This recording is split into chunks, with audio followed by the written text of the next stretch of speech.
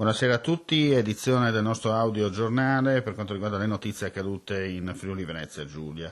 Sono 2.704 le persone controllate in Friuli Venezia Giulia dalle forze dell'ordine nell'ambito delle verifiche per il rispetto delle misure di contenimento dal Covid-19.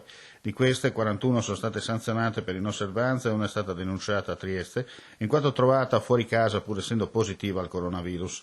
Lo rilevano i dati diffusi dalla Prefettura di Trieste. Durante gli accertamenti 90 persone sono state denunciate per altri reati.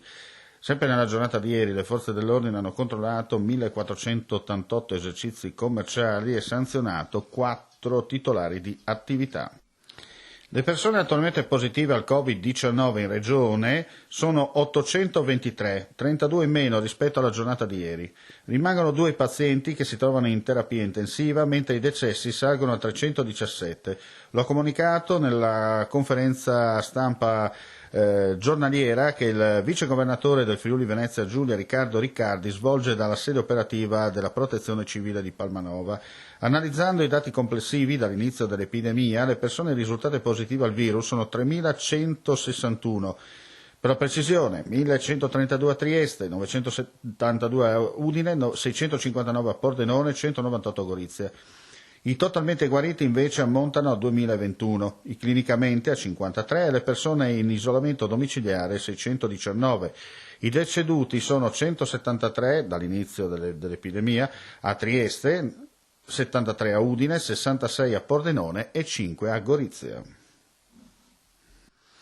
L'ammodernamento della linea Venezia-Trieste è un progetto di interesse nazionale che deriva dagli accordi Stato-Regione presi in passato e non va attribuito a questa amministrazione. Si tratta di un'iniziativa che dopo anni di silenzio assoluto abbiamo voluto rendere pubblica. Per questo andremo nei numerosi territori coinvolti per raccogliere spunti e valutazioni nel più ampio spirito di trasparenza e partecipazione. Lo ha affermato l'assessore alle infrastrutture e territorio del Friuli Venezia Giulia, Graziano Pizzimenti, a conclusione del dibattito in Consiglio regionale su una mozione presentata sull'argomento.